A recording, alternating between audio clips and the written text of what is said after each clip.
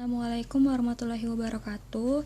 Di sini saya akan memberikan sedikit ilmu yang saya punya dan nge-share kepada teman-teman semua yang nonton. Nah, judulnya yaitu resep. Salah satu keterampilan yang harus dimiliki seorang dokter adalah meresepkan obat. Penulisan resep dokter bertujuan untuk memudahkan pelayanan kesehatan dan mengurangi resiko terjadinya kesalahan dalam pemberian obat. Nah, resep ini dapat diartikan sebagai permintaan tertulis dari seorang dokter kepada apoteker menyerahkan obat kepada pasien. Lalu menurut keputusan Menteri Kesehatan nomor 1027-Menkes-SK-9-2004, resep yaitu permintaan tertulis dari dokter gigi, dokter hewan kepada apoteker untuk menyediakan dan menyerahkan obat kepada pasien sesuai peraturan perundangan yang berlaku. Resep harus mudah dibaca dan mengungkapkan dengan jelas apa yang harus diberikan. Idealnya resep obat yang diberikan kepada pasien tidak mengandung kesalahan dan berisi seluruh komponen yang diperlukan pasien. Apabila apoteker tidak dapat membaca resep dengan jelas, maka apoteker harus menanyakan kepada yang menulis resep. Resep juga disebut dengan formula medica yang terdiri dari formula officinalis, yaitu resep yang tercantum dalam buku farmakope atau buku lainnya yang merupakan standar. Yang kedua ada formula magistralis, yaitu resep yang harus ditulis oleh dokter. Nah, di dalam resep harus memuat yang pertama ada alamat, nama dulu, alamat dan nomor izin praktek dokter gigi, dan dokter hewan. Yang kedua, tanggal penulisan resep.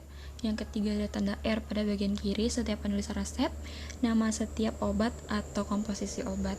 Yang keempat, aturan pemakaian obat yang tertulis. Yang kelima, tanda tangan atau para dokter penulis resep sesuai dengan perundang-undangan yang berlaku. Yang keenam, jenis hewan dan nama serta alamat pemiliknya untuk resep dokter hewan. Yang ketujuh, ada tanda seru dan paraf dokter untuk resep yang mengandung obat yang jumlahnya melebihi dosis maksimal. Yang kedelapan, resep dokter hewan hanya ditunjukkan untuk pengguna pada hewan. Yang kesembilan, resep yang mengandung narkotika harus ditulis terdiri.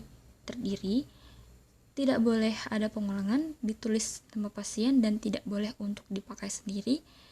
Alamat pasien dan aturan pakai yang jelas, tidak boleh ditulis sudah tahu pakainya. Yang ke-10, bila dokter tidak ingin resepnya yang mengandung obat keras tanpa sepengetahuannya diulang, dokter akan menulis tanda ne iteratur atau tidak boleh diulang.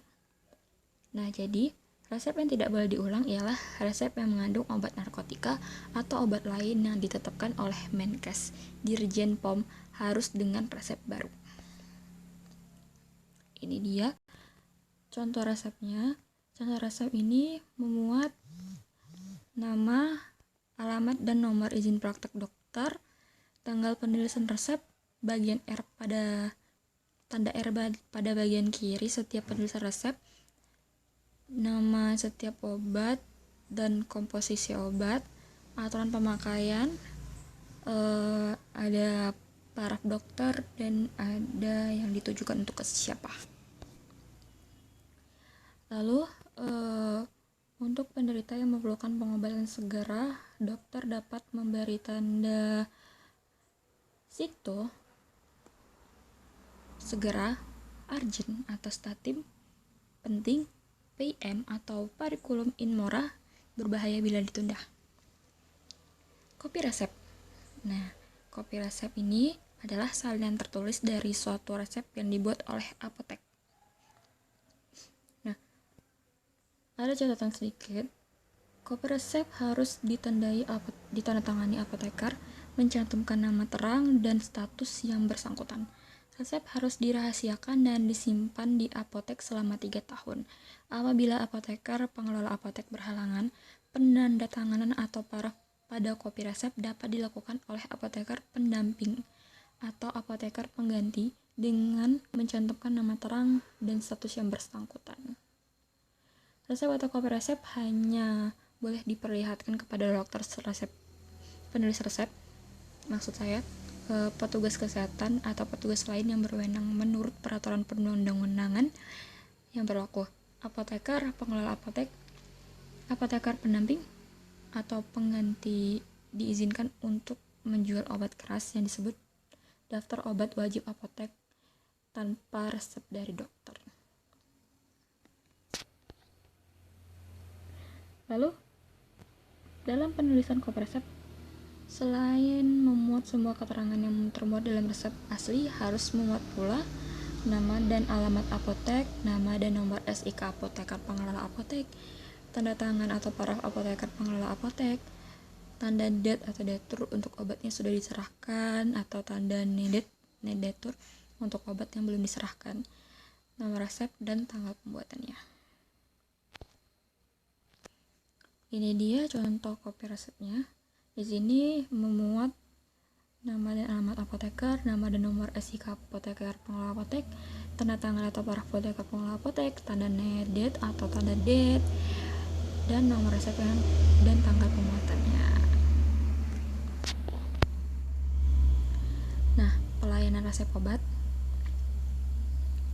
Cara apoteker memproses suatu resep merupakan hal penting dalam rangka pemenuhan tanggung jawab profesional mereka.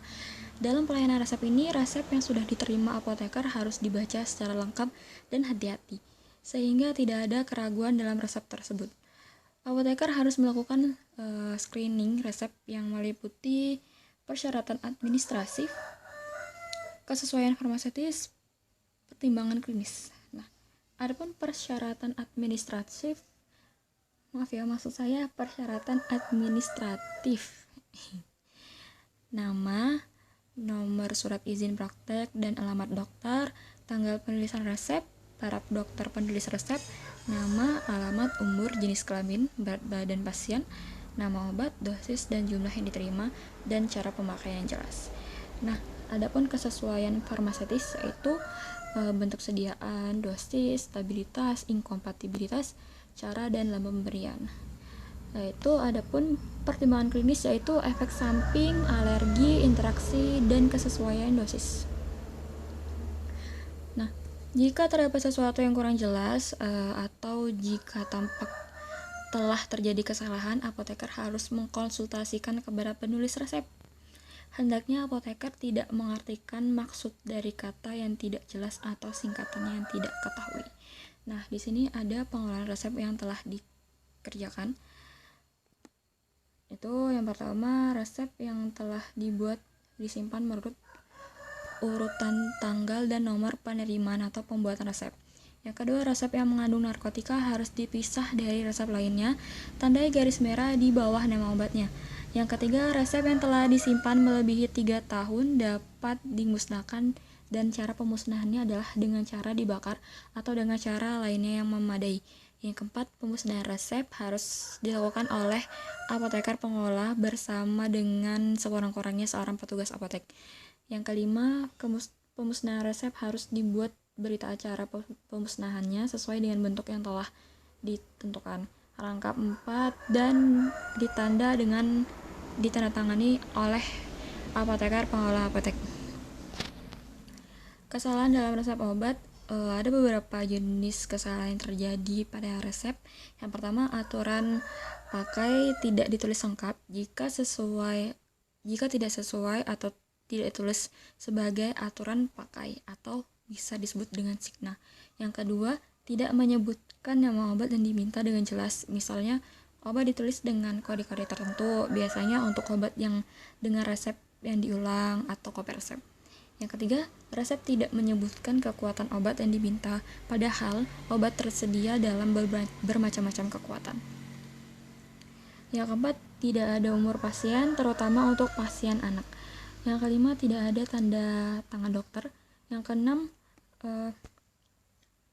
obat yang diresepkan telah dikontinut lebih dari 3 bulan atau tidak diproduksi lagi, dan stok obat tidak ada. Yang ketujuh, bentuk sediaan yang diresepkan tidak sesuai atau berbeda dengan yang diminta pasien. Yang kedelapan, nama obat tidak jelas karena tulisannya sudah dibaca. Yang kesembilan, tanggal resep tidak ditulis. Yang ke-10, Penulisan obat dengan khasiat sama lebih dari satu kali dalam satu lembar resep, baik dengan nama sama atau merek berbeda. Yang ke-11, pasien tidak cocok atau mengalami efek samping selama pemberian obat.